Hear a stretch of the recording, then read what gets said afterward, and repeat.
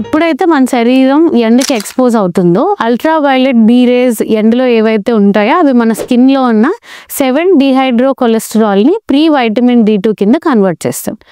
ఈ pre vitamin D3 temperature ద్వారా transform అయ్యి వైటమిన్ D3 కింద మారుతుంది. దిస్ వైటమిన్ D3 లివర్లోకి వెళ్ళి హైడ్రాక్సిలేట్ అయ్యి 25 హైడ్రాక్సీ వైటమిన్ Dగా మారుతుంది. ఈ 25 హైడ్రాక్సీ వైటమిన్ D ఏంటంటే circulating form of vitamin D అనమాట.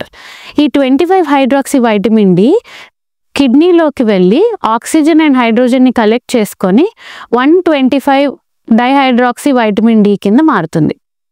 ఈ 125 హైడ్రాక్సీ వైటమిన్ D దీని ఇంకో పేరు క్యాల్సిట్రియాల్.